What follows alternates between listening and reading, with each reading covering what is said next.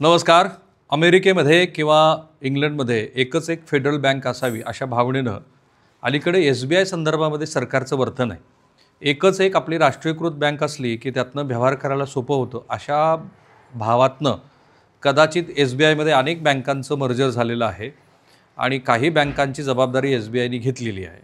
पण अशाच SBIच्या बँकिंग व्यवहारामध्ये खास करून श्री रघुराम राजन हे या देशाचे गव्हर्नर असताना त्यांनी वेगवेगळ्या बँक खात्याच्या NPAचे तपशील 2012मध्ये गोळा करायला सुरुवात केली आणि असं लक्षात आलं की अनेक उद्योग जगतांनी आपल्या कर्जाची परतफेड नीट केलेली नाही, ज्याला आपण हेडविंड म्हणतो. वेगवेगळ्या कारणामुळे जागतिक पातळीवरती आलेले आर्थिक संकट जसं की कोविडसारखं संकट आहे किंवा जग हे एकमेकांशी कनेक्ट झालेलं असल्यामुळं त्या ठिकाणी निर्माण झालेली अचानकची परिस्थिती, ह्यामुळं निर्माण झालेला ताण, जसं 2008 साली अमेरिकेमध्येच मोठी मंदी आली आणि त्याचे परिणाम जगावरती व्हायला सुरुवात झाली होती किंवा अचानक तेलाचे दर वाढणं वगैरे, या कारणामुळं म्हणजे याला आपण जेन्युइन कारणं म्हणू शकतो की काही जणांचे व्यवसाय अडचणीत येतात. कोविड ज्यामुळे अनेक जणांचे व्यवसाय अडचणीत आले.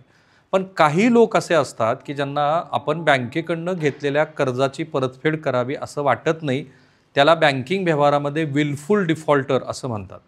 काही वेळेला म्हणजे 25 लाखापेक्षा अधिकची रक्कम असलेल्या अशा लोकांची यादी RBIच्या निर्देशाप्रमाणे बँका तयार करत असतात आणि त्या कर्जाची जर परतफेड होत नसेल तर NCTL सारखं एक लवाद माध्यम म्हणून वापरलं जातं की ज्याच्यातनं कर्जाची परतफेड व्हावी. विवेक वेलणकर हे जे SBIचे भागधारक आहेत आणि पुण्यातलेच आहेत, सामाजिक कार्यात आणि खास करून माहिती अधिकार कार्यामध्ये त्यांचं उत्तम काम आहे. तर त्यांनी अशा किती लोकांनी गेल्या 8 वर्षामध्ये तुमची कर्ज ही राईट ऑफ म्हणजे तोटा सहन करून बँकेला परत केली, म्हणजे बँकेनं तोटा सहन करून वसुली केली, याचे तपशील मागितले होते. माझ्या हातात ते तपशील आहेत. आणि मग कसं लज्जास्पद सगळं धोरण असतं बँकांचं की गोरगरिबांची नावं वर्तमानपत्रामध्ये प्रसिद्ध करायची, त्यांच्या घरासमोर ढोल वाजवायचे आणि ते जसं बँकिंग व्यवहारासाठी आवश्यक आहे तसं ह्या लोकांच्याबद्दल मात्र त्यांची कर्ज ही परतफेड झाली नाही तरीसुद्धा त्यांच्या लज्जेबद्दल SBIला कशी लज्जा वाटते ते महत्त्वाचं आहे. म्हणून आधी मी त्यांच्याच शब्दामध्ये SBIने त्यांना काय उत्तर दिलं आहे ते बघा. त्यांनी काय विचारलं होतं, गेल्या 8 वर्षामध्ये NCLT म्हणजे हे नॅशनल ट्रिब्युनल आहे ज्याच्यातनं लवाद की ज्याच्यातनं बँका या लवादाकडे जातात आणि आमचं कर्ज थकलं आहे, अमक्या अमक्याने थकवलं आहे तर ते परत द्या असं म्हणतात. गेल्या 8 वर्षामध्ये NCLTमध्ये 279 कर्ज वसुली प्रकरणे गेल्यानंतरही स्टेट बँकेला 1,44,967 कोटी रुपयाच्या दाव्यापैकी 95,588 कोटी रुपयांचा म्हणजे 67% रकमेवर कायमचे हेअरकट पाणी सोडावे लागले आहे. 96,000 कोटी रुपयावरती पाणी सोडावं लागले तरीसुद्धा SBI या कर्जबुडव्याचं नाव जाहीर करत नाही. ते का करत नाही ते मी तुम्हाला सांगणारच आहे. आता वेलणकरांनी काय पत्र लिहिलं आणि त्यावर त्यांचं विश्लेषण काय. स्टेट बँक ऑफ इंडियाला मी बँकेचा शेअर होल्डर म्हणून सर्वसाधारणपणे सभेच्या निमित्ताने बड्या कर्ज थकबाकीदारांची थकबाकी वसुली राईट ऑफ कर्ज वसुली करताना सोसलेला हेअरकट यासंबंधीची माहिती मागवली होती. त्यांच्या उत्तरात मला अत्यंत धक्कादायक माहिती मिळाली आहे. स्टेट बँकेने गेल्या 9 वर्षात बड्या कर्ज थकबाकीदारांची म्हणजे 100 कोटीपेक्षा जास्त रकमेचे थकबाकीदार जे आहेत त्यांचीच फक्त प्रकरणं 1,49,167 कोटी रुपयांची कर्ज राईट ऑफ केली असून त्यातील फक्त 16% कर्जाची म्हणजेच 23,839 कोटी रुपयांचीच आजवर वसुली होऊ शकलेली आहे 8 वर्षात. मात्र या बड्या कर्जदाराची नावं देण्यास बँकेनं नकार दिला आहे. याच बँकेने 2020मध्ये मला शेअर होल्डर म्हणून ही नावे दिली होती, आधी दिली होती नंतर दिली नाहीत. कर्ज थकबाकीदारावर बँका NCLTसह विविध न्यायिक संस्थांकडे केसेस दाखल करतात आणि अनेकदा मोठा तोटा सहन करून, ज्याला हेअरकट म्हणतो, ही कर्ज प्रकरणे निकालात काढली जातात. मी आणखीन एक माहिती मागितली होती की गेल्या 8 वर्षात अशी कोणकोणती कर्ज बँकेने NCLTमध्ये तोटा सहन करून हेअरकट घेऊन निकालात काढली, त्याची यादी व किती हेअरकट घेतली त्याची माहिती. ही माहिती देताना बँकेने सांगितले की गेल्या 8 वर्षामध्ये आत्ता मी जे सांगितलं तसं 67% तोटा सहन करून म्हणजे 95,588 कोटी रुपयावरती पाणी सोडून बँकेनं ही प्रकरणं निकाली काढली. फक्त SBIची ही आकडेवारी आहे. खरं तर या केसेस कर्जबुडव्याकडून वसुली करण्यासाठी NCLT सारख्या न्यायिक प्राधिकरणात दाखल झाल्यानंतर तिथे बँकेला हजारो कोटीच्या कर्ज रकमेवर पाणी सोडावं लागतं. पण तरीही बँकेला या कर्जबुडव्याचे अब्रूची काळजी आणि म्हणूनच त्यांची नावं जाहीर करायला बँक तयार नाही, हे संतापजनक आहे असं वेलणकर यांचं म्हणणं आहे. छोट्या थकबाकीदारांची नावागावासकट वर्तमानपत्रातून जाहीर बदनामी करून त्यांची घरदारे विकून कर्ज वसुली करताना तत्परता दाखवणाऱ्या बँक बड्या कर्जदाराबाबत बोटचीमी भूमिका घेतात, मोठ्याल्या रकमावर पाणी सोडतात आणि या सगळ्यात रिझर्व्ह बँक ऑफ इंडिया आणि अर्थ मंत्रालयसुद्धा बघ्याची भूमिका घेतं.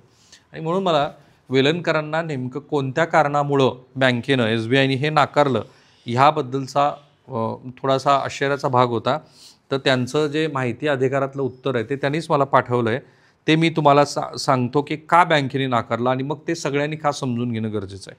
अरुण एन डक किंवा डाक, deputy general manager compliance and company secretary, आणि त्यांना उत्तर दिलं आहे.